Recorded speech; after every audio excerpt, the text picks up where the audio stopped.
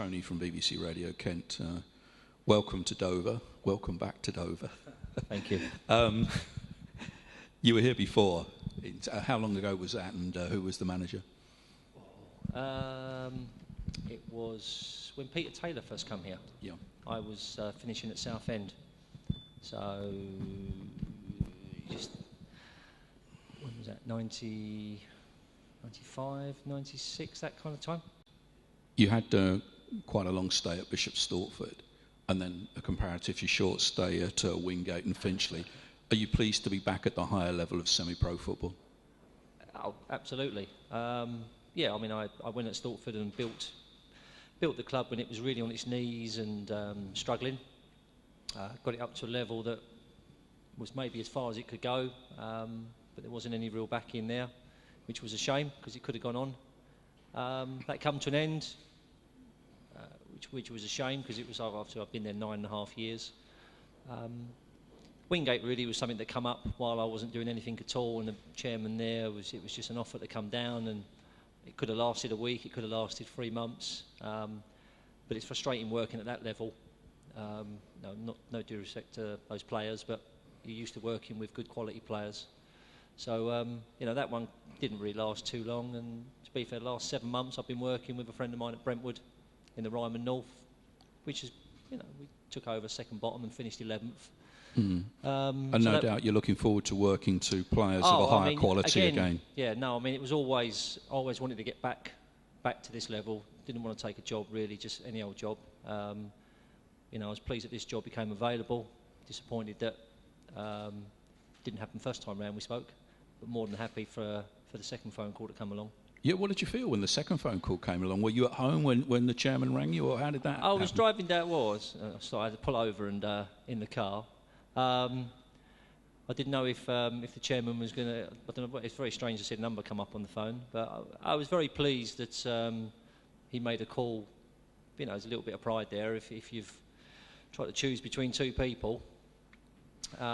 He did tell me the first time we spoke that he was more than happy with either candidate. I didn't know who the other one was, but he'd have been more than happy with either one. He just got to decide which one he thought was best, and I thought he'd made the wrong choice in the first place. As you would. As I would. So when obviously it turned out, which was news to me, it was a refreshing call, and I was more than happy to come and talk again because life's too short to get really bitter and twisted. So no, I'm more than happy to be sitting here.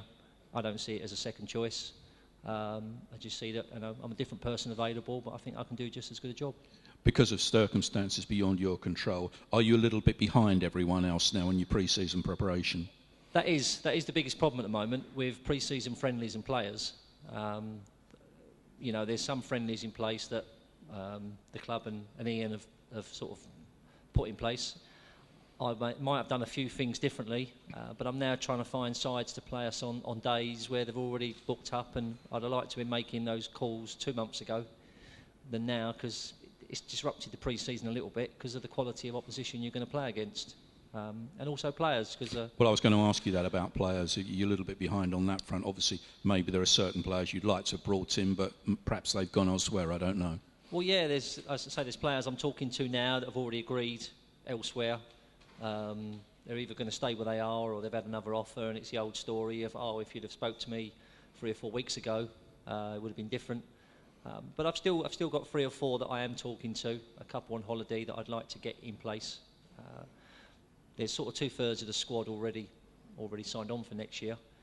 I've got to obviously have a good look at them over pre-season, the early part of the season, and I've just got to. I'd like to bring in 4 or 5 of players that I know will play the way I play, and hopefully they'll all mix and gel, and we can go on and have a good season again. Hi Martin, Tom Howard from Kent on Sunday. Just briefly, obviously you obviously met the squad today. Some of the players. How have they taken to you coming in? I've only met the academy squad today so far. Oh, right. Okay. They seem all right. The players are mainly tonight. I'm here, obviously, after you guys. I'm here for the evening. All the players will come down. I'll just get a chance to have a little chat with them, 5-10 minutes. Nothing major. Just be nice to see them, meet them. Find out their faults, answer any questions they've got before they all turn up next week and we start training. So it's really tonight that I get to see him and meet him properly. I think there's 3 players that are out of contract from last season. Are they people you'd need to speak to first, or? They are people that, I need to speak to, and obviously they're going to want to talk to me.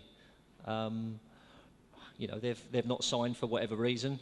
I mean, up until now, there probably won't be any more people signing contracts until we get through pre-season, and I have a proper look at what we've got. So, their situation might change slightly. The door's not shut for them here, but I'm now going to look at everybody over pre-season and make my decisions on a squad of 17, 18, 19, whatever we can get together, for the full coming season. Have you managed to speak to Nicky Southall at all yet, and will he remain as your assistant?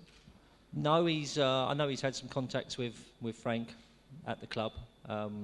We still need to finalise what's going to go on with Nicky, but I'm not sure if he's had some kind of offer from Gillingham to go there, and I think that's possibly at maybe his favoured, his favoured place to be. So we'll see. But if he wants to commit himself to the club, then we'll chat. If he doesn't, then obviously it's not good for anybody for him to be somewhere he doesn't want to be. Obviously, it's early days looking ahead to next season, but obviously it's going to be quite a tough year. I mean, who do you see as your main challengers? I would still look at a lot of the sides around the playoffs last year. Chelmsford, I know, are always strong. Woking are, I'm sure, going to be knocking on the door. Eastleigh and Havant have always underachieved at that level for the budget they've got. Farnborough, I know, are strong coming into the league. I know he's signing a lot of conference players. They're spending big money there. There's us. There's probably 7 or 8 sides that I expect to be battling that out. And then there's always some, like you had Thurrock up there last year, which was a surprise. I think Braintree will struggle next year. So I don't honestly see them competing, but there'll be a surprise package, I'm sure, from somewhere in the pack. Hampton were poor last year when they were strong the year before. So, but it's always a tough league. There's always big budgets there, and you can normally throw a blanket over 10 sides at some time during the season. Hi Martin, Alex Hode from the Dover Mercury. I just wanted to know how much you were aware of the project going on at Dover before you sort of heard about the vacancy the last couple of years. Sorry, the project? The project, the investment and the sort of the getting the club back up to where it's perceived to belong, getting up through the divisions. Well, I've been aware of the club coming back up through the leagues for the last couple of years. Obviously, getting through the Ryman and getting out of that, which can always be tough. Coming up to this league, to be honest, I thought Andy might have struggled a bit more than he did last year, because I know this league can be tough. Even if you come up with a big budget, it can sometimes hit you hard. Like I think Dartford will find it a lot tougher. They're not just going to walk through the Blue Square South. But I mean, the club has gone away and rebuilt itself very well. It's done it in a structured way. It's a lot more solid now behind the scenes, and the foundations are in place. The crowd have always been good. Support's been good, and it seems now that it's probably in a, like I say, the groundwork is there really for the club to now push on, and it's up to the players and the management to get the results and get it back to the conference where it belongs, and then see where it can go from there.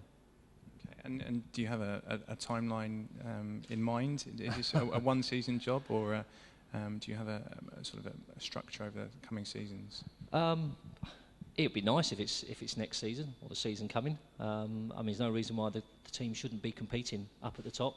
I'd certainly like to see it back in the conference within the next 2 years, personally. It's going to be tough this year because we knew kids on the block last year and they've done very well. It's going to be harder. All the players have got to achieve that again. So they've got to be just as focused and motivated, not sit back on what they did last year. Obviously, the fans' expectations have grown now. Now they've got in the playoffs, they are looking to probably try and win it and at least get up there again. But no, I think things are in place, and I'd certainly like to try and see the club back in the conference within the next 2 years. Hopefully he's still here to see it through. But yeah, next 2 years would be good.